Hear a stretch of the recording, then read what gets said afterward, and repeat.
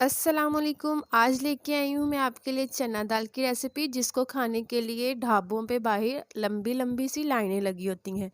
आज आप बनाएं अपने घर पे। मैं आपके लिए लाई हूँ बहुत सी टिप और ट्रिक्स, और ये किस तरह यम्मी सी मज़ेदार सी बनेगी। इसमें वो क्या सीक्रेट इंग्रेडिएंट्स ऐड करते हैं, सब मैं आपके साथ शेयर करूँगी आज की अपनी रेसिपी में। Welcome back to my channel cooking with Uzma Saleem. First से स्टार्ट करते हैं जी, आपका टाइम वेस्ट किए बिना। सबसे पहले जो चैनल पे न्यू है, चैनल को लाइक शेयर और सब्सक्राइब कर दें, और बेल के आइकन को प्रेस कर दें और ऑल ओवर पे क्लिक कर दें जी। तो मेरे पास है जी एक अदद प्याली। प्याली के हिसाब से मैंने एक पाव दाल निकाली थी, ठीक है जी, आप देख सकते हैं। एक पाव दाल निकाल के बाद हमने उसमें से देख लेना है कोई चीज़ तो नहीं है, कोई मतलब मट्टी का छोटा सा जवा कुछ भी हो तो ठीक है।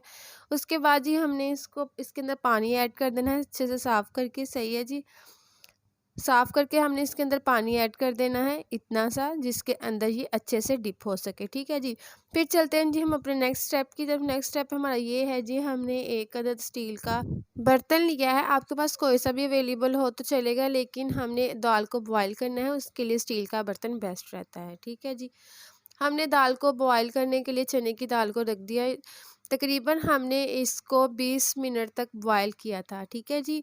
हमने इसको 20 मिनट तक बॉयल किया था मीडियम फ्लेम पे, और हमने इसको तब तक बॉयल किया था जब तक हमें पता नहीं चल गया कि ये बॉयल हो चुकी है यानी गल चुकी है। और हमने इसको अच्छे से गाल के नहीं निकालना, ठीक है जी, कुछ इसने बाद में भी पकना है। हमने इसको तकरीबन तकरीबन 1% जब ये गलने में और रह जाए तो आपने इसको निकाल लेना। हमने जी चेक किया था, तकरीबन ये इतनी नहीं गली थी, फिर इसलिए मैंने इसको निकाल लिया था।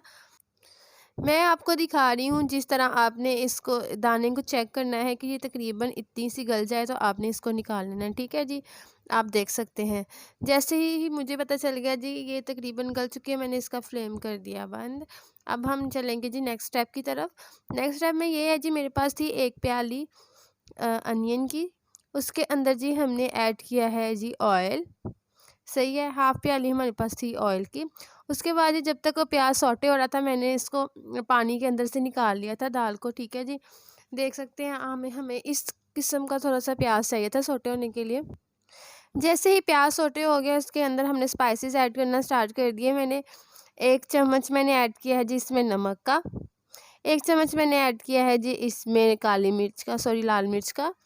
फिर 1 चम्मच हमने इसके अंदर ऐड किया है जी हल्दी पाउडर, ठीक है जी। 1-1 चम्मच हैं तीनों के, आप अच्छे से देख लो। फिर उसके अंदर जी है मैंने ऐड किया है ज़ीरा। ज़ीरा ऐड करने के बाद मैंने इसके अंदर ऐड किया है जी सूखा धनिया सीड्स, ठीक है जी। फिर मैंने उसके अंदर ऐड किया है जी फ्लैक्स सीड्स। ये फ्लैक्स सीड्स मैंने तकरीबन बहुत ही कम ऐड किए थे, हस्बे ज़ायक़ा मैंने ज़ायक़े के लिए ऐड किए थे। वैसे मुझे इसके अंदर इतना स्पाइसी नहीं करना है, ठीक है जी। उसके बाद जी हमने इसके अंदर दही ऐड किया है। दही जो है वो इसके अंदर खट्टापन पैदा करता है। मैंने अलग से जी ग्राइंड करके मैंने रखे हुए थे लहसुन, ठीक है जी। लहसुन को मैंने इसके अंदर ऐड किया। फिर जी फ्रीज़ हुआ मेरे पास अदरक मौजूद था, मैंने अदरक इसके अंदर ऐड किया है। आवाज़ मेरी पे नहीं जाए, तबीयत कुछ नासाज है इसलिए आवाज़ कुछ इस तरह की है, ठीक है जी।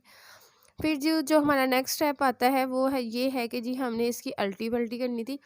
अल्टी पल्टी थोड़ी सी करके मैंने इसके अंदर जी हरी मिर्च ऐड की है, ठीक है जी।